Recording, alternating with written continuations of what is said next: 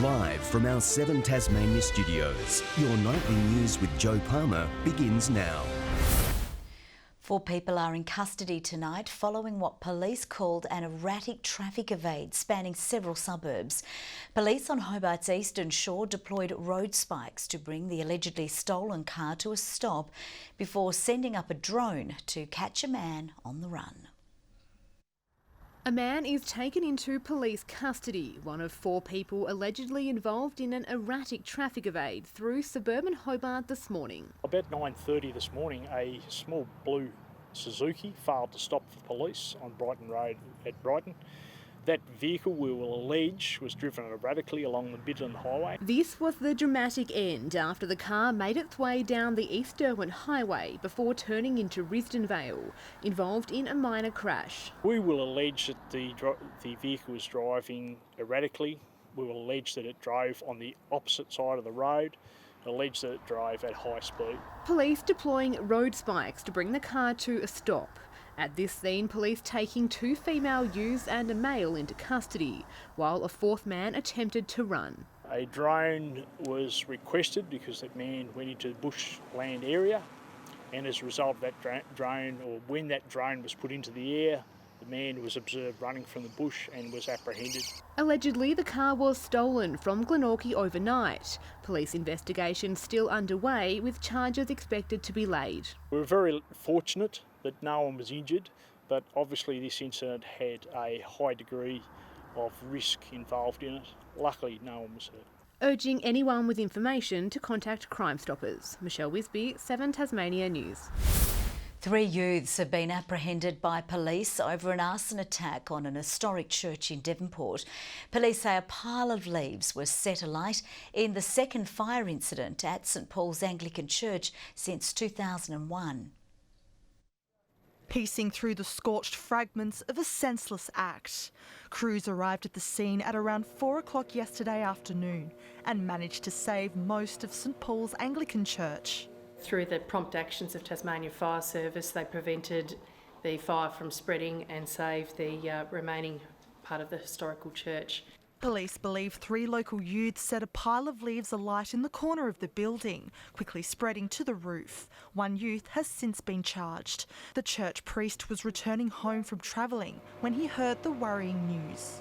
Yeah, well, when it's on fire, you sort of think, hopefully they can stop it before it goes too far. We just had to wait till we got home to see what the result was here.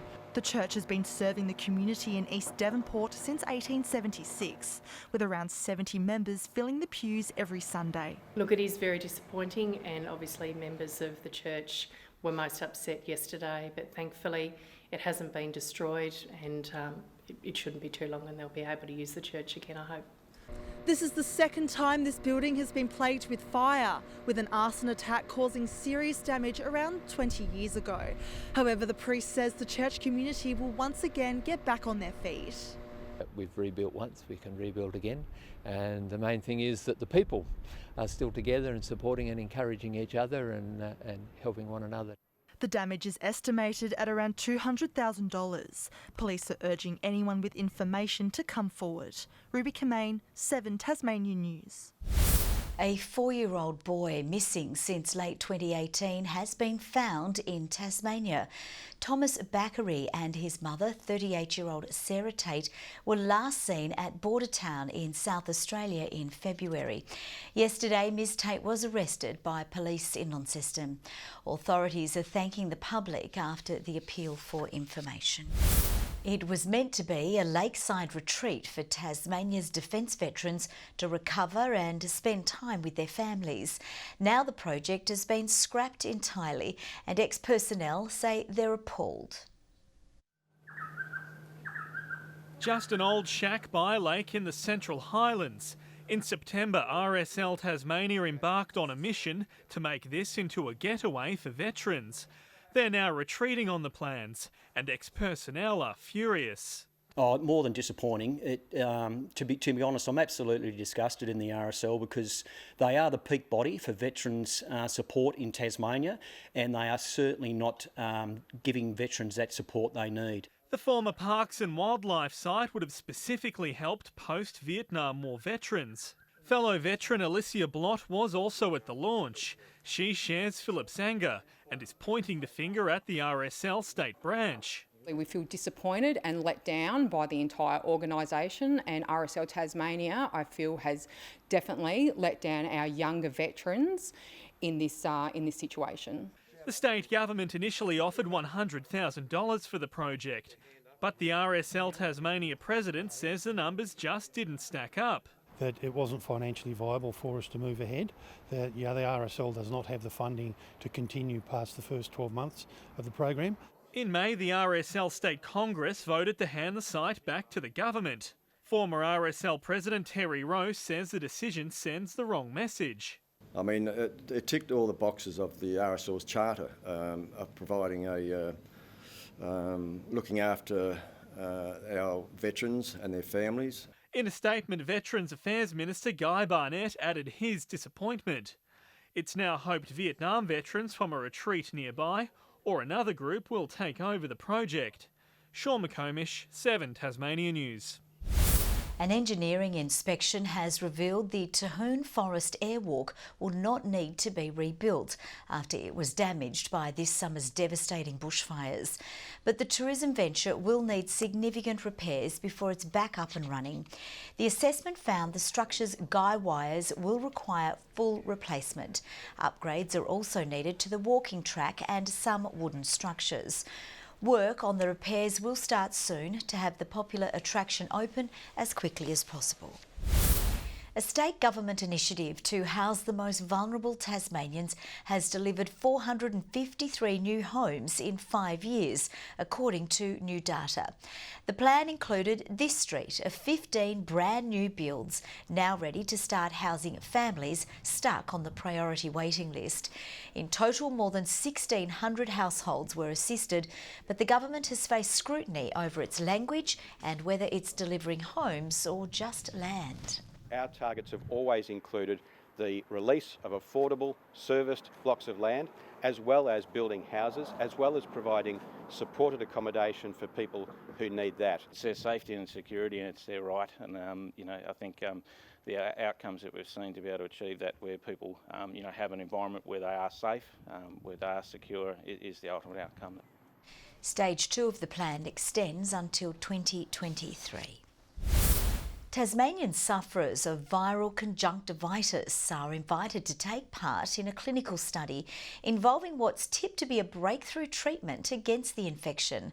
The debilitating condition is said to be the #1 cause of eye infections globally and can cause prolonged issues. Fiona Eastwood contracted viral conjunctivitis late last week. Today, doctors are measuring its impact. A really red, swollen eye, and it was weeping, sort of fluid dripping down your eye, and just couldn't hardly open my eye. Fiona is a midwife and has been forced to take time off work because the condition is so contagious and can cause ongoing problems. Well, it was quite irritable and uncomfortable, and especially when you couldn't see out of your left eye. It sort of made it all very blurry, even wearing reading glasses. So besides being an uncomfortable disease, besides being a nuisance, it also has the potential to cause corneal scarring and therefore permanent loss of vision. Fiona has had to stay home and do nothing because there's no treatment currently available for viral cases of conjunctivitis. But there is hope for other sufferers, with a clinical study now underway called the Ruby trial. So the idea of having a drug that can actually kill the virus, stop the disease in its tracks, is something quite exciting. Hobart Eye Surgeons is one of 7 sites nationally to trial that revolutionary medication in the form of an eye drop which works against the virus. They need around 30 participants to take part, which involves attending the clinic within the first 3 days of contracting it. A red eye, a watery eye, very often picked up from somebody else. If you're interested in taking part, contact Hobart Eye Surgeons. Louise Hedger, 7 Tasmania News. There are renewed calls tonight for new energy connections to be established between Tasmania and the mainland. A new paper from the National Energy Peak Body has highlighted the need for clean, affordable energy for the future of Australia's electricity market. It's also called for increased pumped hydro storage, a plan well suited to Tasmania's natural energy assets. What Australia needs is what we've got, the ability to generate cheap, renewable, reliable, dispatchable energy to be a battery for the nation. Hydro Tasmania welcomed the report, saying the state has a key role to play in the future of renewable energy. As NAIDOC Week continues, advocates have spent the day coming up with ideas to further promote Tasmania's Aboriginal history and culture. At a workshop in Hobart, participants discussed the need for a treaty to better manage traditional land and educate visitors. The community is meeting about where we go with voice, treaty and truth, which is part of the NAIDOC theme for celebrations for the week. Each year, NAIDOC Week celebrates Aboriginal and Torres Strait Islander history and achievements. A special performance is expected to wow crowds this Saturday night as the Festival of Voices draws to a close. The Cherubini Requiem will be performed by singers from Australia and overseas, taking part in a non-stop hour-long show. A beautiful sound ringing out through Hobart's Town Hall.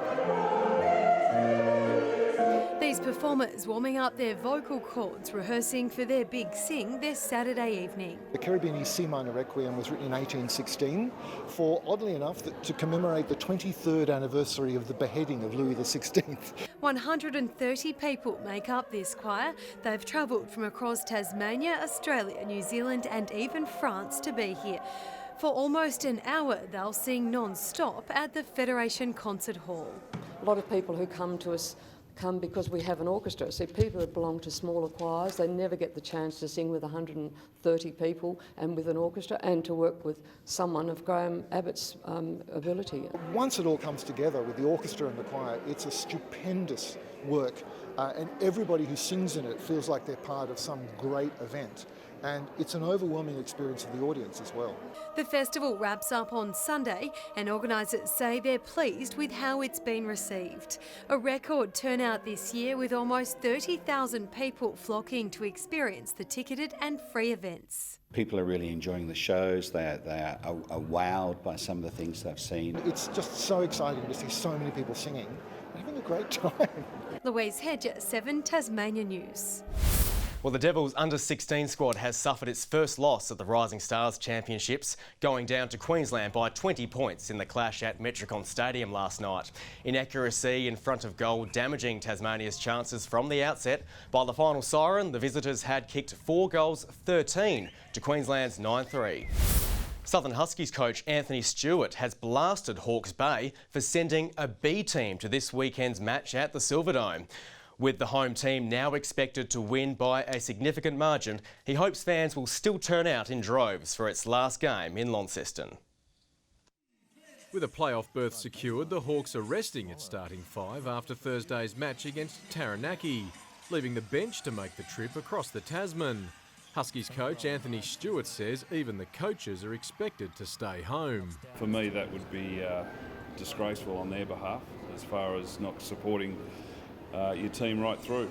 The coach unable to hide his frustration as the Huskies look to build their brand. I hope they get rolled by the Rams first round. That'd be great on my behalf. I'd like to see the Hawks go down and pay a little bit of a penalty for what they're doing to us right now.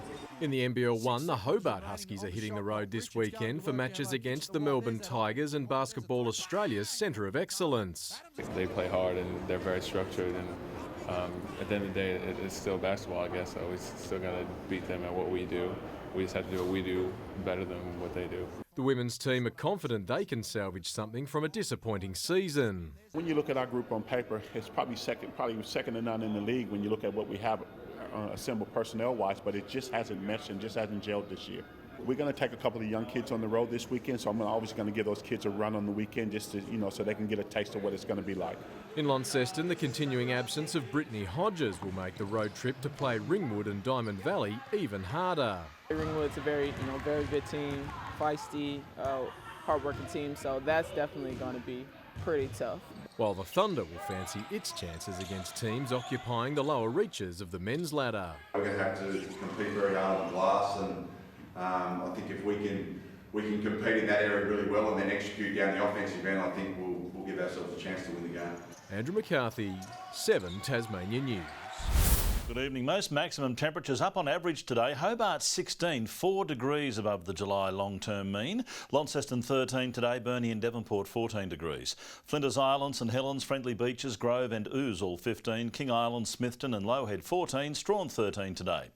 Now a combination of high and low cloud over most of Tasmania. Most of the rain though over the west and north. 10 millimetres the highest total to 3 p.m. at Cape Sorel. The cloud band over our region also reaching Victoria and South Australia. A large area of low cloud is over the Bight. Low-level cloud in a moist onshore flow is over east and western Australia, with similar cloud over Queensland. A jet stream has more over the Pilbara region. Tomorrow, a strong westerly flow with a cold front crossing in the evening will be affecting our area. That'll extend over Victoria and New South Wales as well. A high-pressure ridge affects most of the mainland. The winds west to northwesterly at 20 to 30 knots, reaching 30 to 40 knots over the north with swells up to 6 metres. So it's still on. A severe weather warning for Bass Strait, along with the north and west coasts for damaging winds. A minor flood warning for the North Esk and Meander. A flood watch for the Derwent, Ouse and Huon rivers, along with all the northern catchments. A gale warning for all coastal waters and a small craft wind alert for the lakes. Now for tomorrow, Hobart. Early fog and showers, 14 degrees, 13 for Cygnet, early and late showers, showers for New Norfolk as well, 13 for Launceston and showery, 13 for Devonport, showery and windy, showers for Campbelltown and 12, 13 for Burnie, similar forecast, same for Strawn with some heavy falls, 12 degrees, 13 for Smithton, and for St Helens tomorrow, 15 showers, mostly early in the day, a windy afternoon, 15 for Swansea, Fingal, 13 degrees. On Friday, showers clearing the east in the afternoon, small hail in the far south and west, along with a thunderstorm. More showers on Saturday over the west and south, but fine for the Hawks match in Launceston. And on Sunday, showers over the west, extending across the state in the afternoon, but remaining fine over the northeast. And further north tomorrow, a cloudy day forecast for Perth, a few showers for Adelaide, Melbourne and Canberra, sunny but windy in Sydney, and 25 in Brisbane. Little cloud over Hobart, 13 at the moment, 12 and showery in Launceston, same for Devonport. Like to remind viewers that Jo is not wearing maroon tonight, it's actually red, and tomorrow night she'll be joining me in wearing the blue. Nope, I won't. I won't be doing that. All right, thank you very much, Murph. That's all from the teams for now. We'll see you a bit later with updates. Bye-bye.